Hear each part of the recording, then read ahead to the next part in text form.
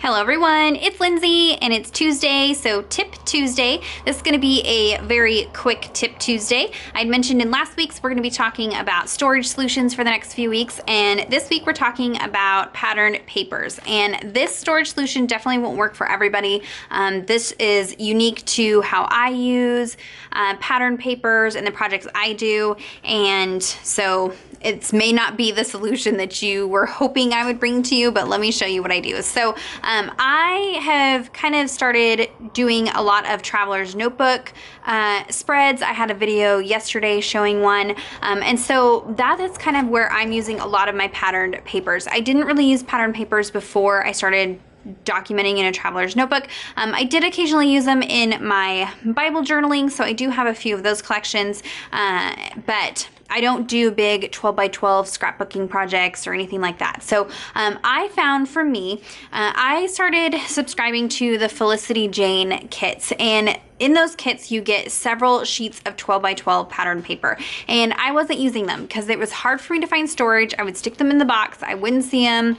It was just kind of fussy to try to work with them, and so I found that it was easier for me to immediately cut down my 12 by 12 papers into pieces that would fit in a traveler's notebook insert. So this is the spread from yesterday if you missed that video, but I cut down my papers so they'll fit on one side of this standard size traveler's notebook. So they end up being, I think about 4.25 wide by 8.25 tall-ish. I may have to trim down a little bit more when I put it in the book, but usually about 4.25 by 8.25. And I cut down all of the papers like that, and then all of the leftover bits then get cut down into 3x4 cards, and then any other leftover bits. And so that I have found is much easier for me to use my papers. These are still sized where I could use them to cover the margins of my Bible journaling entry, or if I wanted to kind of tear it and have just a little bit of a corner of it in a Bible journaling entry, I could do that. But I really don't use full 12 by 12 sheets that often. I will link down below the solution that I have for my 12 by 12 sheets that I'm keeping. I have tons and tons and tons of pads of 12 by 12 paper that just sit in a shelving unit stacked up, but I do have like a file folder system for some of them, and so I'll try to find that and link it down below for you. But this is what's been working for me. And so what this is are these little plastic containers that I found at Michael's, and I think they come like 2 or 3 to a package when you buy them. And they're just shallow plastic containers, nothing fancy.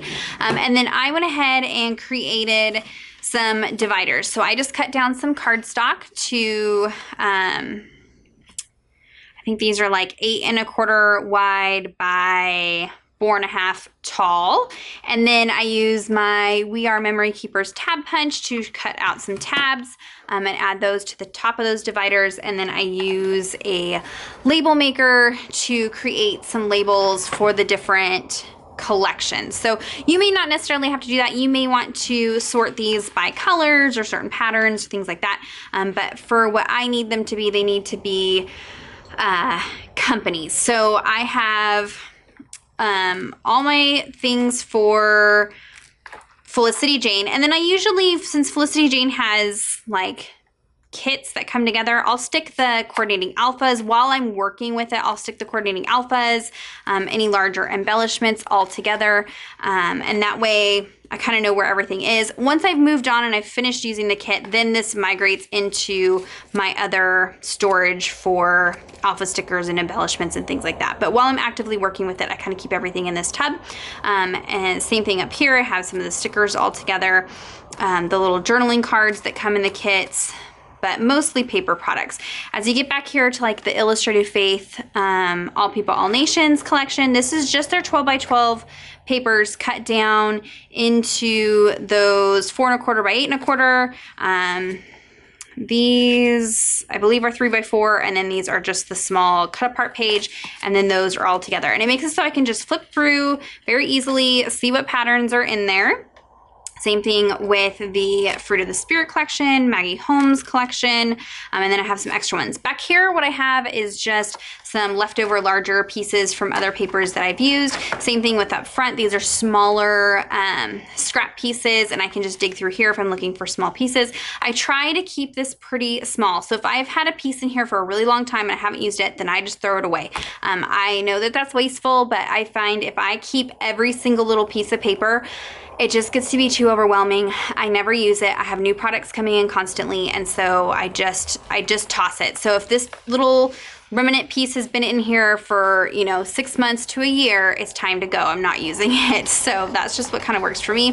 I also have cut down the branding strips and just have those in there. And then this sits on my desk, and I have room where I can put even more collections in here. Sits on my desk, and it is easy to reach for. And like I said, this may not work for everybody. I don't work with a whole lot of pattern paper, so it's not like I have, you know, hundreds of collections that I'm trying to store in something like this.